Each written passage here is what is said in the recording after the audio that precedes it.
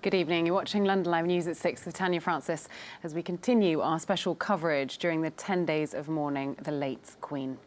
Coming up, 3 minutes they'll never forget. We'll hear from mourners who braved the queue to Westminster Hall to catch a glimpse of the Queen lying in state, a queue that now stretches over 4 miles, now past Tower Bridge.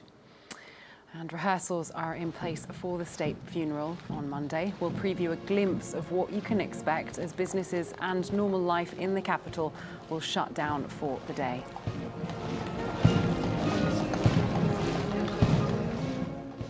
Good evening. Thank you for joining us. Today, more details of the state funeral were released, including a national 2-minute silence at the end of the service on Monday and a procession through London after. Well, some of the finer details of the funeral that were personally requested by the Queen, including a performance from her personal piper at the service in Windsor. The King of England, King Charles III, is spending a day away from his official duties at his country home in Highgrove, and the Prince and Princess of Wales have been out meeting mourners in Sandringham and looking at the floral tributes that are also being left there. Now, as thousands continue to queue for a chance to see the Queen's coffin lying in state around the clock, we've been down to near the end of the queue, which was close to Tower Bridge and Bermondsey at around midday today, to find out how people are doing and how quickly it's moving. So we've come from West London, so Heathrow side. So it's taken us not that long by train, but from London Bridge Station, it's taken us half an hour to walk to the end of the queue. So we took a bit of a chance, had a look on the map initially, but then we just weren't sure how far it actually went, so we just kind of carried on going. We've come from Ottery St Mary in Devon, and it took us, about 4 hours? Never really considered myself a staunch monarchist, but come the day it happened, it was all quite emotional. It just felt like such a historic moment. Felt like we had to come. My husband's an ex-Grenadier Guard, so it's quite important for him to be here today. We've come from Middlesbrough, northeast. It's taken us probably 3.5 hours. From Tower Bridge, we've got the taxi. London Bridge, sorry, yeah. Yes. And we didn't have know where we were. And so the taxi driver didn't charge us. He didn't charge us. He took us, brought us right to the end of the queue, and we would have never have found it. So lovely. I think we've been looking at the app, and I think we're going to be here for about 6-7 hours. But 6 or 7 hours is fine. Well, goodness knows. I'm guessing 12 hours, 24 hours. Goodness knows. We bags of stuff, and mentally prepared for a long stay. I think the Queen for me is a sign of constancy and steadiness, but. Personally, I was an ex-policeman, so I swore an oath to the Queen, so I feel a sense of duty. It's really important for us to be here today. She's just an incredible woman, the monarch for like over 70 years, or just 70 years, and she's the pinnacle of a strong woman, and she's just been absolutely fantastic for the country. Even talking about it now, I'm quite emotional about it, so I think I'm going to be really emotional. I think it's going to be a very sombre mood, but it's just paying the respects again to somebody that served the country, and I think probably this will be the last time we'll sort of experience this to this magnitude. We also heard from those who had just left Westminster Hall to see the Queen's coffin as she lies in state, who spoke of how moved they were by the experience. It was a very solemn occasion. Everybody was quiet and silent. The people there guiding you were excellent. I bowed my head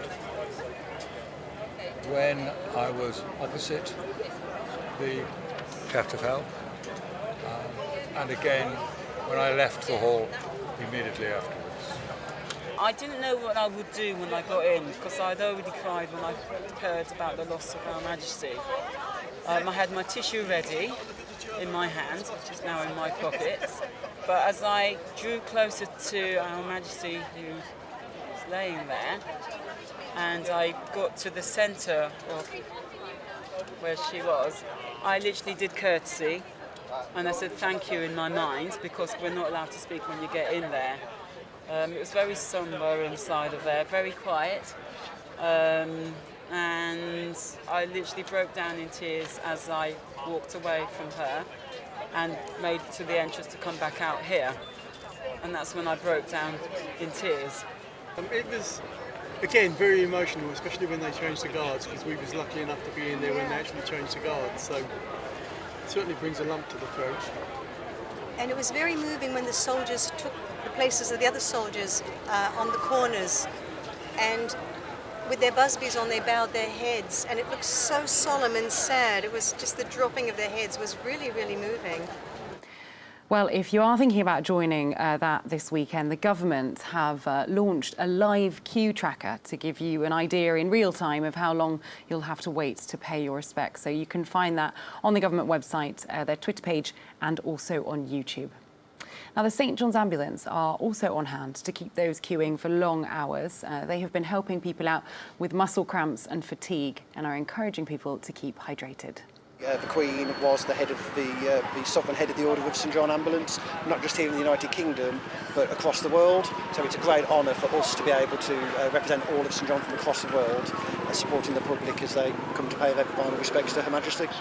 The vast majority of things that we are seeing are low-level injuries, so blisters, muscle cramps from the standing up for quite such a long time. The weather has turned out very nice today, much better than a lot of people were expecting, so we are starting to see little bits of heat exhaustion and dehydration. So we are just encouraging people to plan ahead, to drink plenty, to keep cool, stay in the shade, and if they have any concerns, to come and find some of our teams around the footprint of the site. Right, there you are. You're in good hands if you're in the queue. Now let's show you this. Let's take a look at footage from early this morning, around 3 a.m, when troops were out in the capital for a rehearsal for the state funeral of the Queen. We do on the order of service for Monday. The lying in state at Westminster Hall will finish at 6:30 a.m. and around 10:30 the coffin will be lifted and carried in procession to the state gun carriage of the Royal Navy, which is positioned outside the north door. That will then set off at 10:44, quarter to 11, with the route to the Abbey lined by members of the Royal Navy and the Royal Marines. The King and members of the royal family and household will follow the coffin and lead a procession into the Abbey for the start of the service. And if we look to the end of the service now, the family will walk in procession behind the coffin to Wellington Arch. Well, it's also been revealed today that the Queen will find her final resting place next to her husband, Prince Philip, at the King George VI Memorial Chapel during a private service and burial on Monday evening, following the state funeral at Westminster Abbey this coming Monday. Well, during the procession for the Queen's state funeral, a former military music director has spoken of the importance of music as part of the soundtrack to the history unfolding. Well, we heard from retired Lieutenant Colonel Graham Jones, former senior director of music for the Household Division. Everything that we do in state ceremonial is born out of a golden thread of history, heritage and tradition.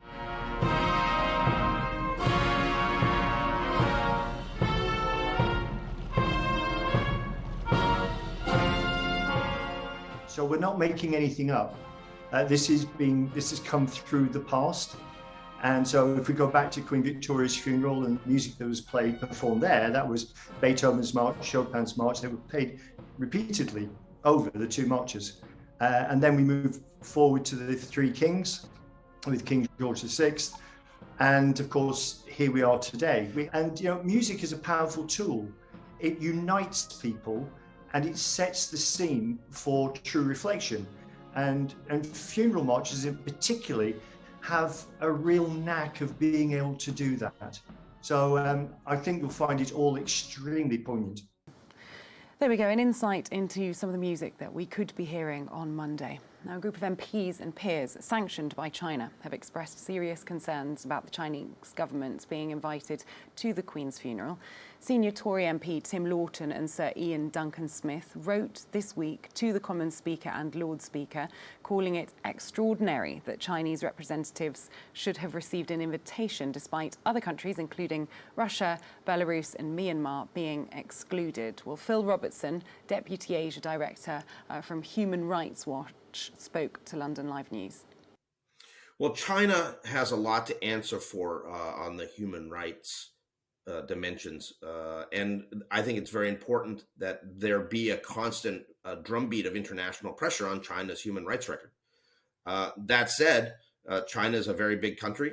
It is an important country. And so obviously there's a real politique aspect to this, where the UK is deciding that China is too big to not invite.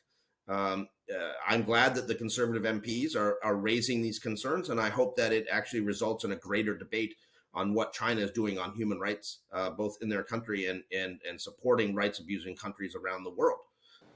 That was Phil Robertson there. Now, as we continue to look ahead to the Queen's funeral on Monday the 19th, it is worth mentioning that many shops and services are closing to allow for people to pay their respects. That's including schools, supermarkets and certain NHS services. Well, Alicia has more on how to prepare for Monday. Thousands of NHS patients in the capital have had appointments on Monday cancelled. Trusts are running a reduced routine service with non-urgent appointments postponed. Emergency and urgent care services will still run, as will treatment for high-priority patients. One of the driving factors here is childcare, as the bank holiday will see schools shut for the day. Numerous food banks across the capital will close, while supermarkets will be shut either for a full day or just until 5 p.m. for employees to pay their respects. Many major retailers have announced plans to shut as well. Theatres and museums will close, while some cinemas will only open if showing the funeral. McDonald's also announced the closure of all its restaurants. The London Fashion Week schedule has also been adjusted to avoid clashes. British Cycling initially strongly recommended that no one used a bike during the funeral, but have since watered down their guidance after facing backlash. They are now asking amateur riders to avoid club rides. This all comes despite the government's line that decisions to close or postpone events are at the discretion of individual businesses and organisations. Now, we are taking a break, but when we come back, we'll be speaking to long-standing correspondent Richard Fitzwilliams. Stay with us.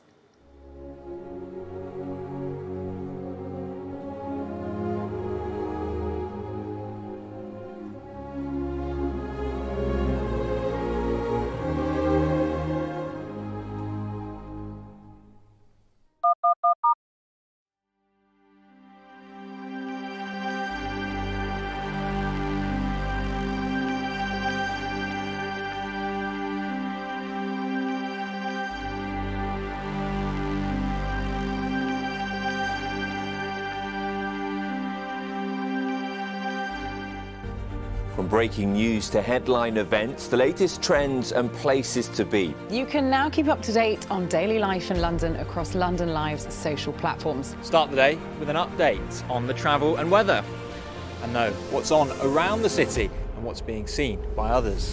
With stories from London Live's team of reporters and your videos of the news moments that matter. Minute by minute. That's London Live News on Twitter, Facebook, Instagram and more. Find us at London Live.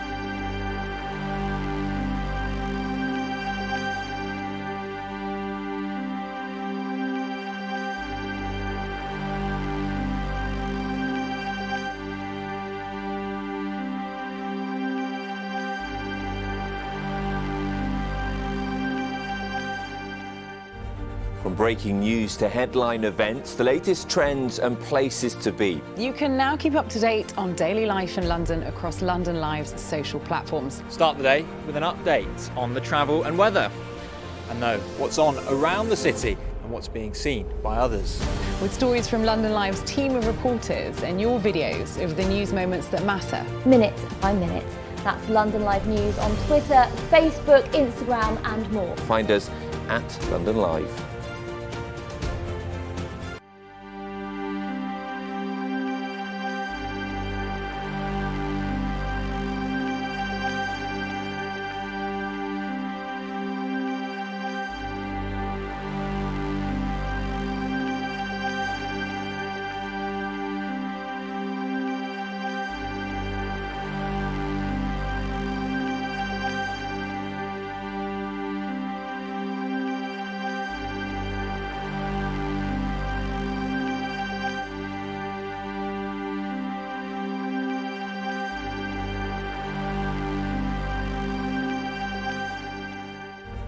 From breaking news to headline events, the latest trends and places to be. You can now keep up to date on daily life in London across London Live's social platforms. Start the day with an update on the travel and weather. And know what's on around the city and what's being seen by others. With stories from London Live's team of reporters and your videos of the news moments that matter. Minute by minute. That's London Live News on Twitter, Facebook, Instagram and more. Find us at London Live.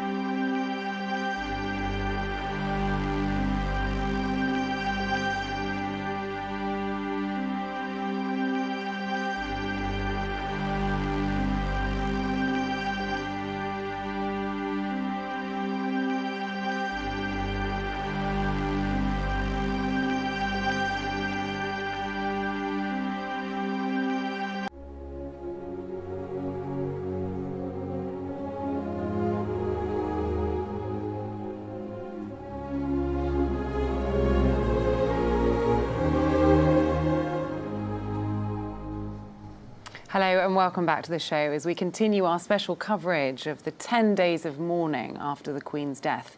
We will be speaking to Richard Fitzwilliams, who has been a royal correspondent for many years. But first, let's just bring you some other stories from across London. The family of a rapper who was shot dead by police are set to be shown footage of the incident, as the staff association representing the Metropolitan Police officer insisted there was nothing to hide.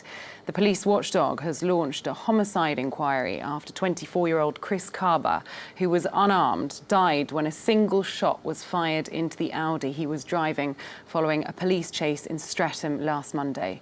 The firearms officer who pulled the trigger has been placed under investigation by the Independent Office for Police Conduct and suspended from duty. The Treasury is considering removing a cap on bankers' bonuses as part of a post-Brexit shake-up of city rules. It's thought that the new Chancellor Kwasi Kwarteng considered it a way of making London a more attractive place for global banks to do business. City bosses have long complained about the EU-wide bonus rules, which cap bonuses at twice an annual employee's salary. Well, they say that that leads to higher base pay that pushes up banks' fixed costs. Well, critics have argued that uncapped bonuses lead to the kind of excessive risk-taking that spawned the financial crisis of 2008.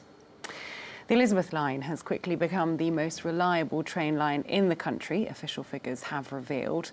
The £20 billion line only opened on the 24th of May, when services began running in central London between Paddington and Abbey Wood. Well, it had been visited by the Queen in one of her final engagements in the capital a week earlier. Well, quarterly figures from the Office of Rail and Road on Thursday showed that 88.1% of its trains were on time between April and June. Well, that's the best performance of all 24 UK operators.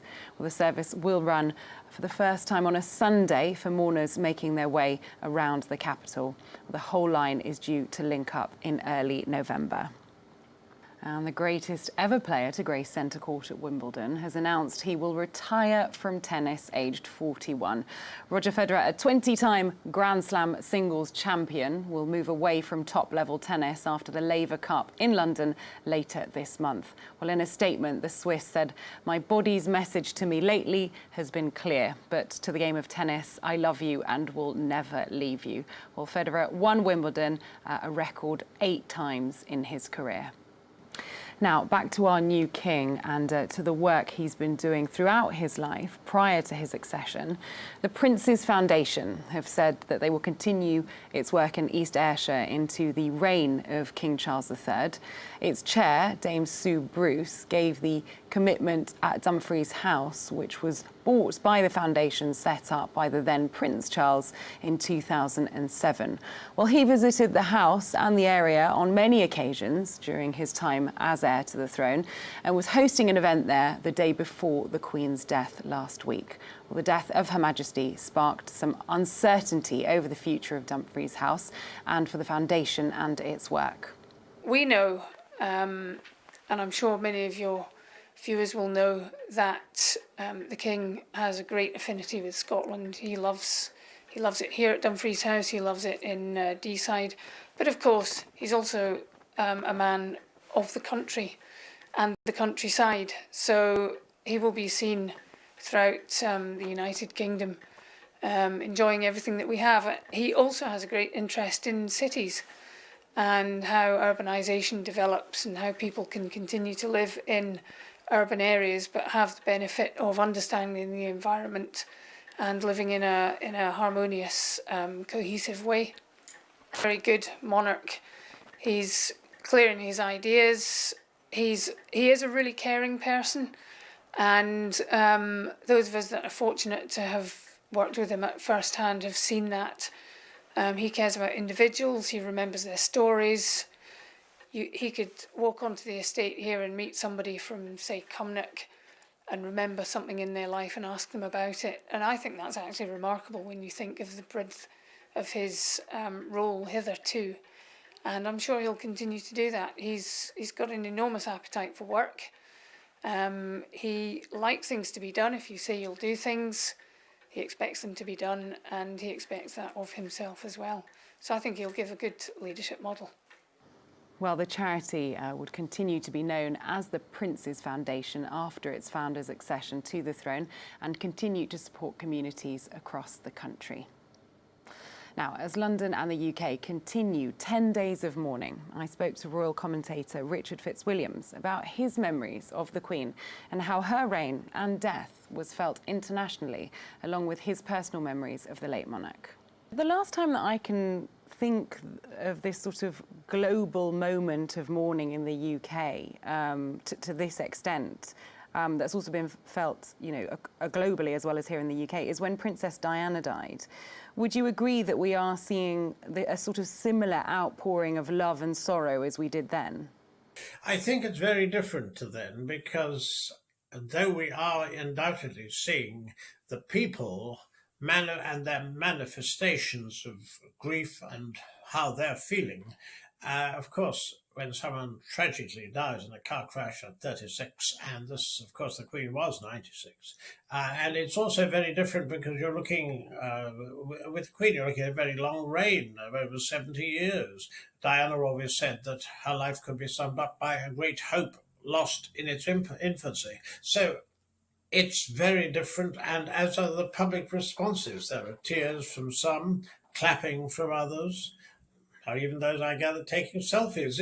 Everyone is responding in a way that they think is appropriate. But it is comparable in the sense, of course, that William at 15 and Harry at 12 walked behind Diana, Princess of Wales's coffin, and they did so yesterday in that magnificent ceremonial when the coffin was taken from Buckingham Palace to Westminster Hall, with, of course, a good deal, I fear, of distance between them, as everybody knows. Well, I wanted to speak to you about that on the subject of the brothers, Prince William and Prince Harry. They've been united in this grief. We saw the pictures of them following the coffin to Westminster Hall, and also the images of them with the Princess of Wales and the Duchess of Sussex going to see the flowers. Speculation in the past has hinted that there is an ongoing rift. Do we think that perhaps this moment of grief has provided any space for reconciliation? That is my hope, that it would, because reconciliation is no solution for either party. The Sussexes rely on their royal status for their work, and without some family support, apart from Meghan's mother and the York sisters, they're philanthropists or see themselves as such, and they need it. The royal family was much damaged by the Oprah interview, and certainly if Harry's memoir comes out, that too could be a problem. So I would hope for reconciliation. Emotionally, both must have been much affected by yesterday, as indeed they were in a totally different way, but Harry most particularly by walking behind Diana's coffin. But the monarchy is an institution that is so obviously so close to the British people's hearts. It goes back over 1,000 years. The Queen Elizabeth's predecessor, Elizabeth I, in the 16th century, put it very well in a golden speech. "Though God hath raised me high," she said, "I count the glory of my throne that I have reigned with your love." And that love is what people feel for the Queen. If we look past sort of, D+10 and past the days of mourning after the funeral on the 19th, what do we expect then? We've had a succession of crises. We've had Brexit, COVID-19, 4 prime ministers in 6 years. Now, what could be, or what seems like one of the last symbols of stability, one of the last pillars is gone with the passing of the Queen. How do you think people are going to feel, and what impact do you think this is going to have post this mourning period? I think it will have a very considerable impact, depending, of course, on how individuals have responded to the Queen's passing. There's no doubt at all the United Kingdom conceivably could break up. Even Scotland and Northern Ireland might, at some point in King Charles's reign, leave. Also, some more Commonwealth countries could become republics, although they may very well not happen if there's a referendum and the people still wish to retain the links with the monarchy. Indeed, Brexit, COVID, and the cost of living crisis, a variety of difficulties, and some of them very, very extreme difficulties, and of course the war in Ukraine too. So, no question that we are in a society that is still changing radically, and no question also that King Charles's accession address was very important because he stressed the way he was inspired by his mother, her speech in 1947 when she swore to serve her whole life, but also said that he would not be an activist king in any sense. That's very important. It's not the job. The job is to encourage and to be advised and warn. And also he reiterated his pledge as Supreme Governor of the Church of England. He once said he wanted to be a defender of faith, also creating William and Catherine, Prince and Princess of Wales, and extending love to the Sussexes. Let us hope that does bring about some form of reconciliation, as we were saying. But challenges unquestionably, and there is also no doubt there's a very searching media. There is also tremendous online pressure on individuals in the royal family online. One benefit is since the tragic death of the Princess of Wales, there are far, far fewer paparazzi. There we go. That was Richard Fitzwilliams with his memories of the late Queen and his take on the family dynamics within the different royal households. We are taking a break, but when we return, we'll have more on the death of the Queen and the accession of the new king. We'll see you shortly.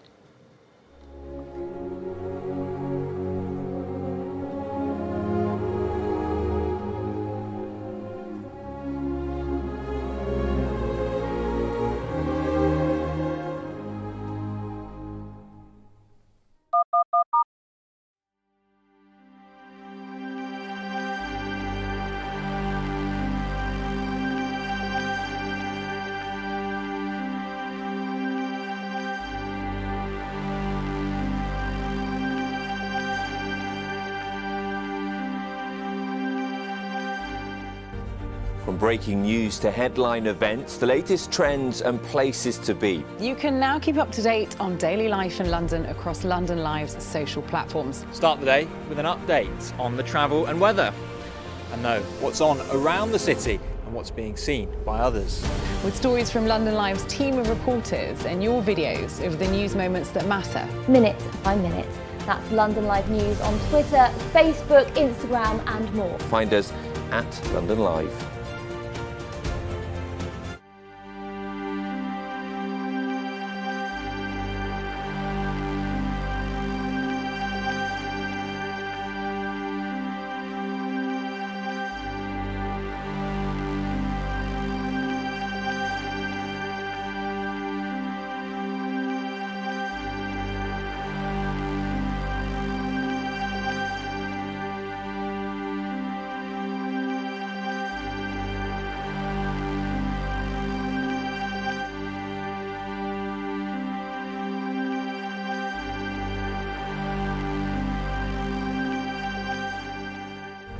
From breaking news to headline events, the latest trends and places to be. You can now keep up to date on daily life in London across London Live's social platforms. Start the day with an update on the travel and weather, and know what's on around the city and what's being seen by others. With stories from London Live's team of reporters and your videos of the news moments that matter. Minute by minute. That's London Live News on Twitter, Facebook, Instagram and more. Find us at London Live.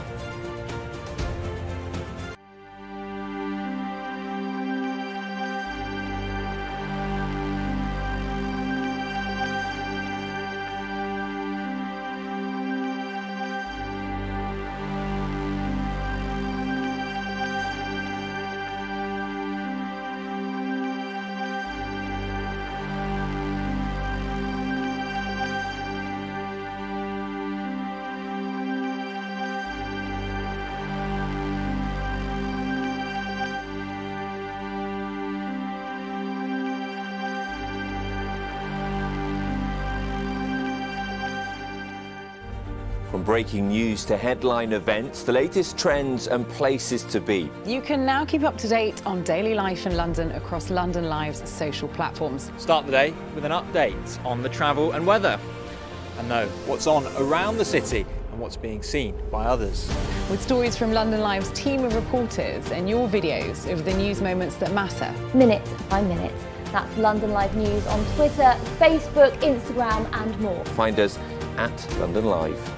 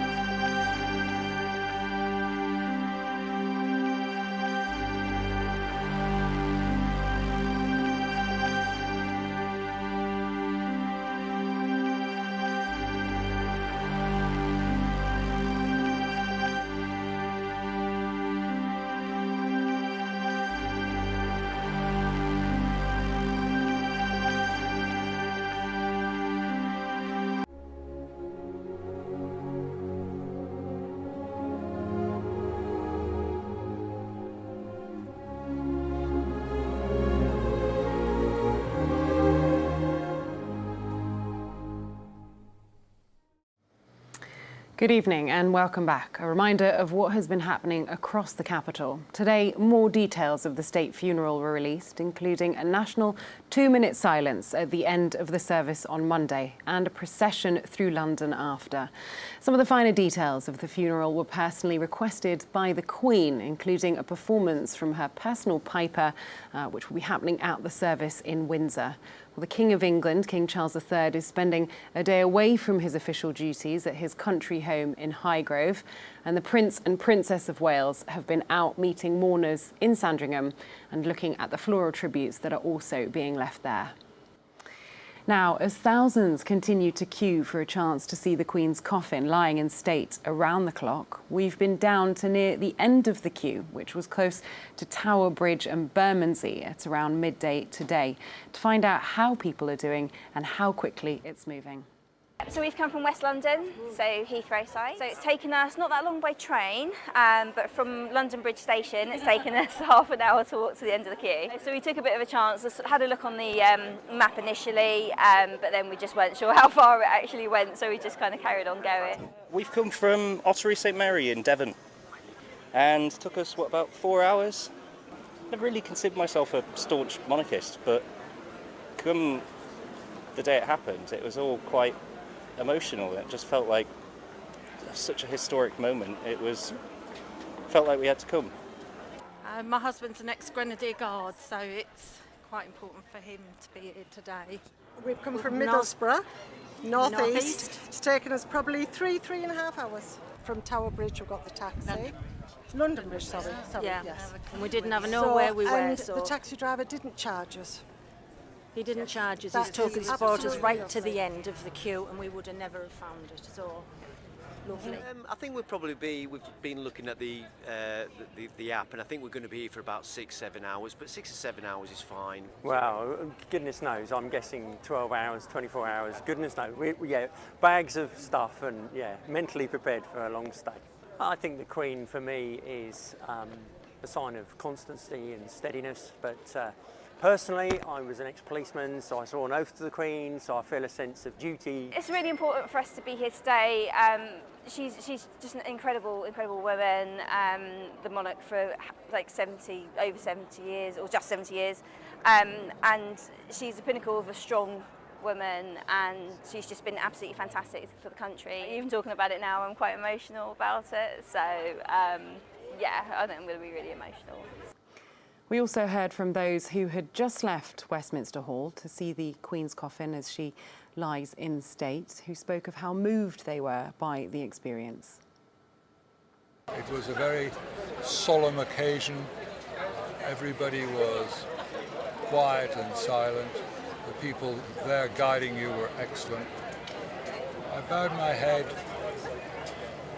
when I was opposite the catafalque. And again, when I left the hall immediately afterwards. I didn't know what I would do when I got in, because I'd already cried when I heard about the loss of Our Majesty. I had my tissue ready in my hand, which is now in my pocket, but as I drew closer to Our Majesty, who was laying there, and I got to the centre of where she was, I literally did courtesy.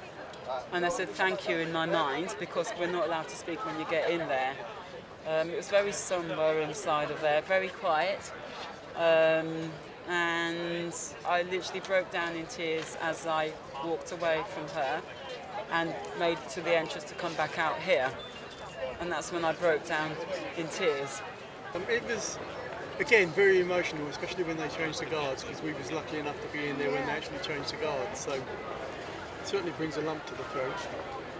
And it was very moving when the soldiers took the places of the other soldiers on the corners, and with their busbies on, they bowed their heads, and it looked so solemn and sad. It was just the dropping of their heads was really, really moving.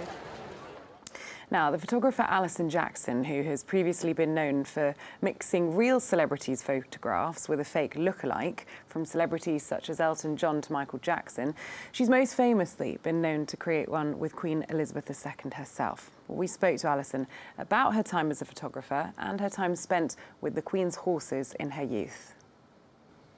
I use lookalikes, people off the street, make them look like celebrities and create this imagery, really to raise awareness about how we think we know celebrity intimately. We think we know public figures intimately, but actually we only know them through a set of press interviews, and we only know them through a set of imagery that's really been edited and provided for us. So the stories really aren't 100% accurate.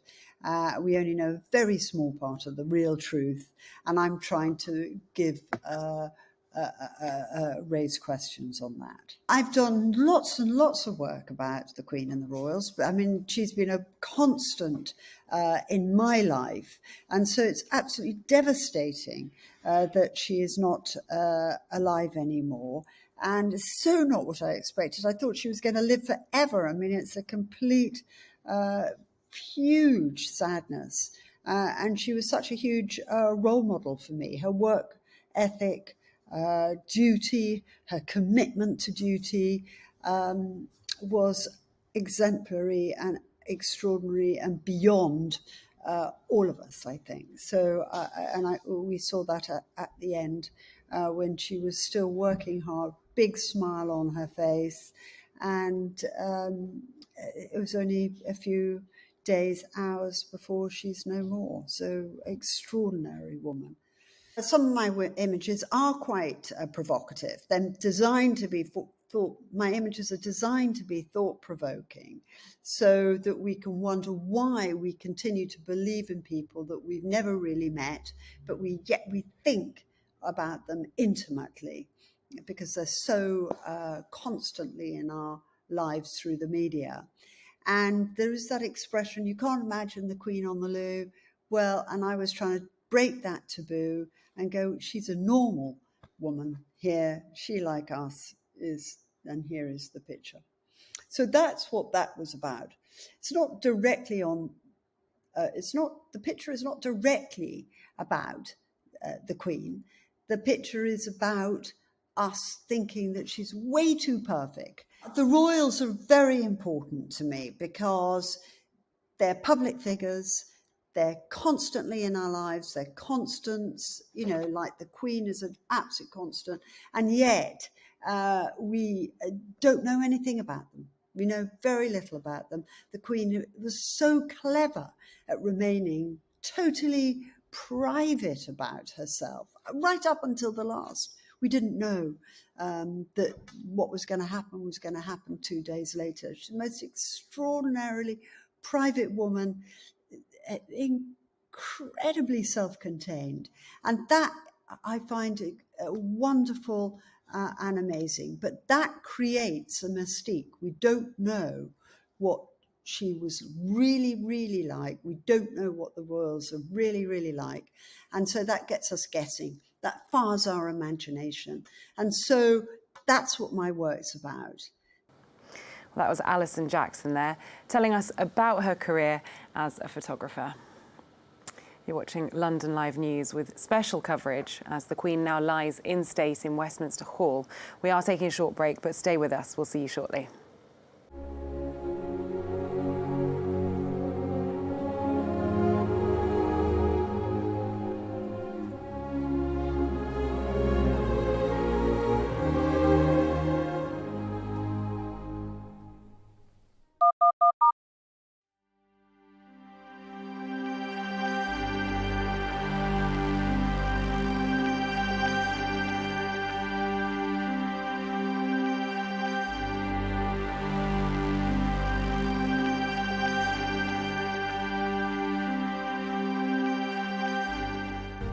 From breaking news to headline events, the latest trends and places to be. You can now keep up to date on daily life in London across London Live's social platforms. Start the day with an update on the travel and weather, and know what's on around the city and what's being seen by others. With stories from London Live's team of reporters and your videos of the news moments that matter. Minute by minute. That's London Live News on Twitter, Facebook, Instagram and more. Find us at London Live.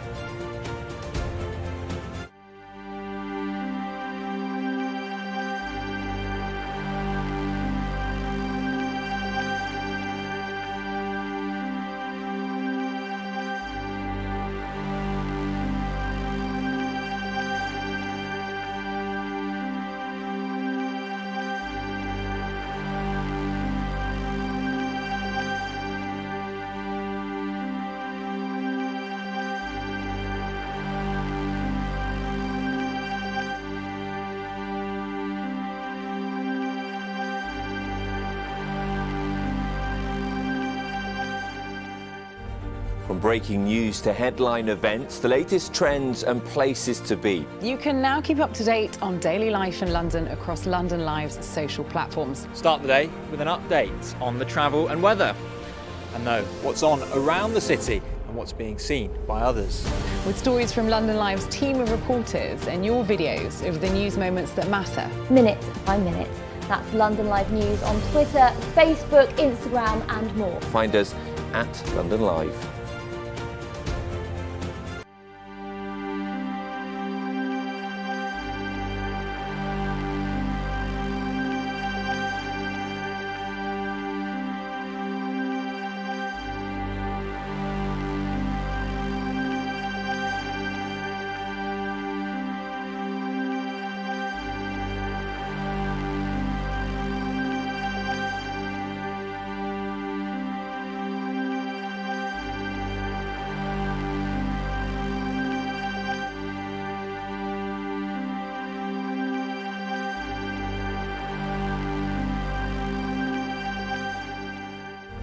From breaking news to headline events, the latest trends and places to be. You can now keep up to date on daily life in London across London Live's social platforms. Start the day with an update on the travel and weather, and know what's on around the city and what's being seen by others. With stories from London Live's team of reporters and your videos of the news moments that matter. Minute by minute. That's London Live News on Twitter, Facebook, Instagram and more. Find us at London Live.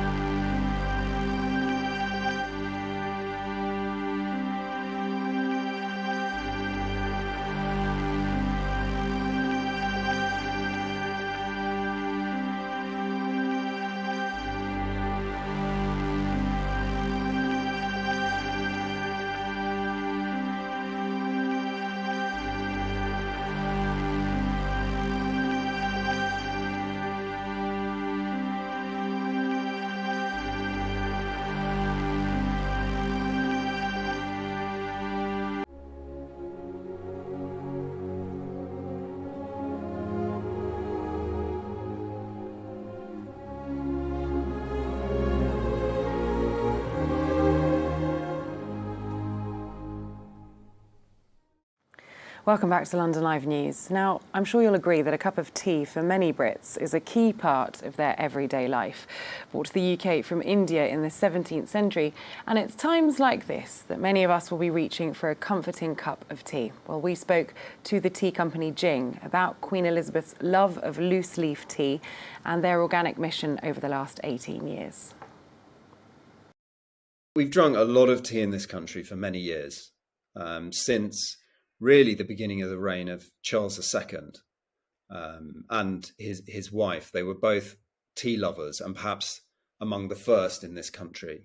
And it just took off in this country in a way that it didn't in the rest of Europe. In terms of the history of tea, actually Charles II and his wife Catherine were among the first people in this country to love and popularize tea.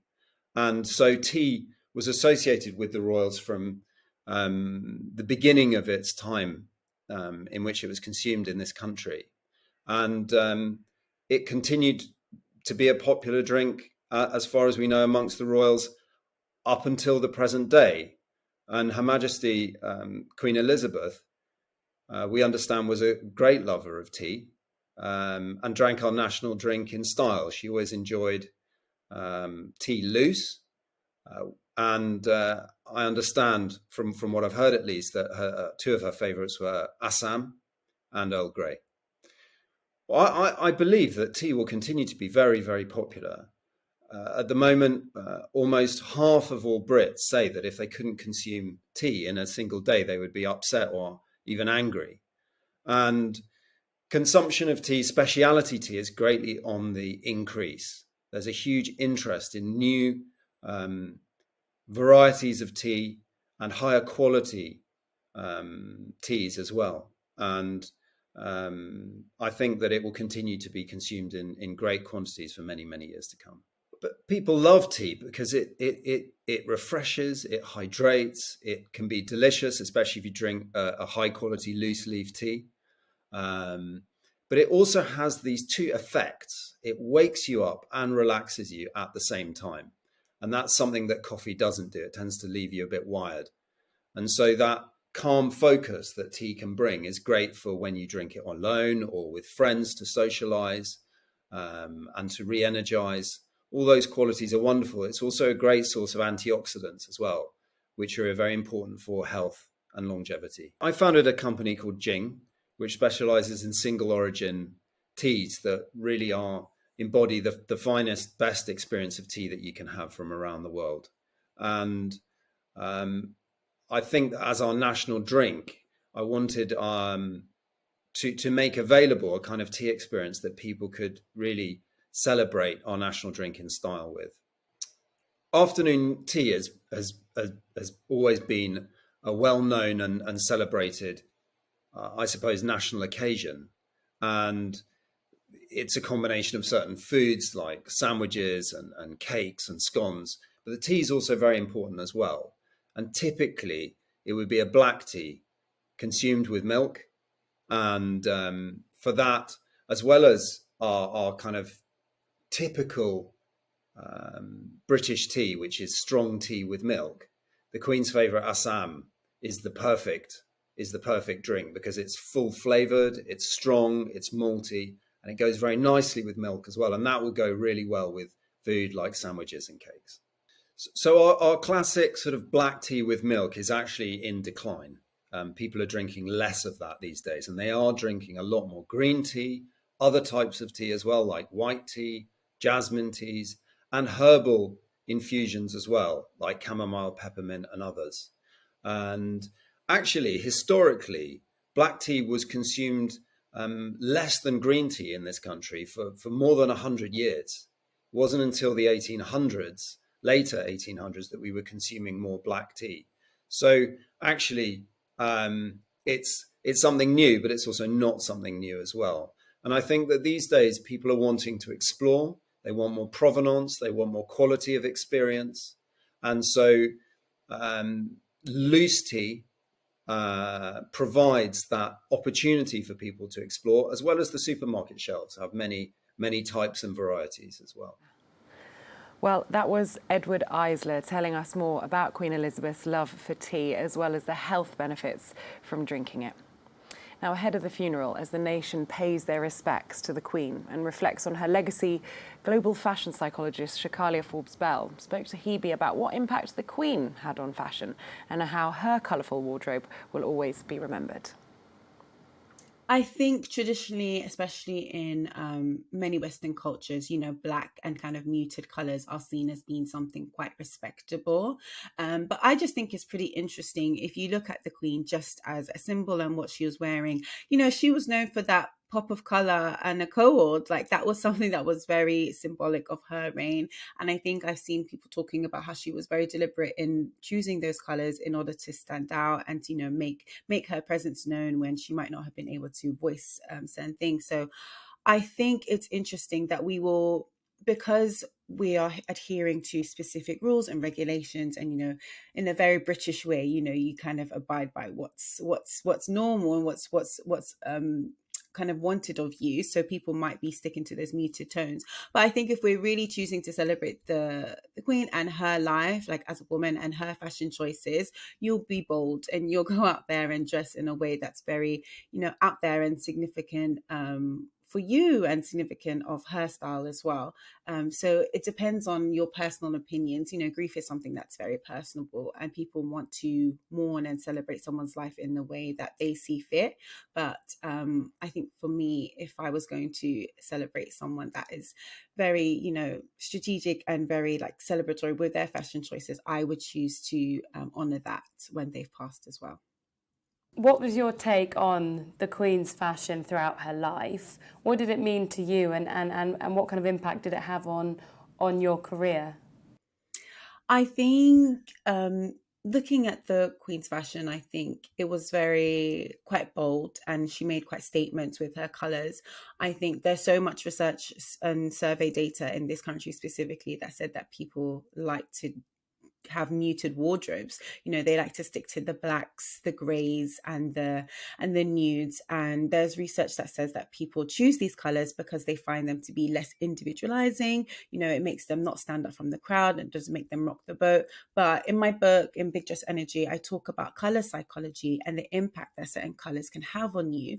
And not just from a physiological perspective, but also from a personal perspective. We all have certain cultural and personal relationships with different colors. They remind us of different kind of things, but I don't understand why we're not being so open to really, exploring that within our wardrobe and being more bold with our choices.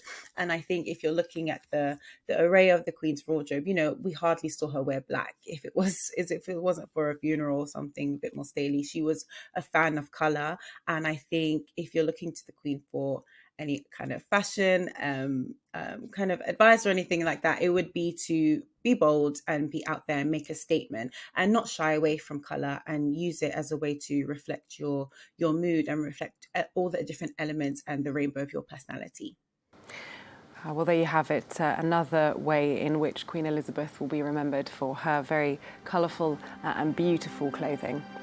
Let's give you an update on the weather now, in case you are thinking about heading along the Thames to join the queue to see the Queen's Coffin or to Green Park to see the flowers. It'll be breezy with patchy cloud tonight. It feels a bit cooler in the air today, temperatures down to about 12 degrees overnight. Friday to Sunday, very much similar weather throughout all of the weekend. It'll be cloudy with patches of sun and average temperatures around 17. But the good news is that it's looking dry for the weekend if you are thinking about joining that queue. Well, we have come to the end of the show for tonight. From myself and the rest of the news team, thank you for watching. We will be back tomorrow at 6 with more special coverage as the Queen's Coffin enters its third day lying in state at Westminster Hall. Have a good evening.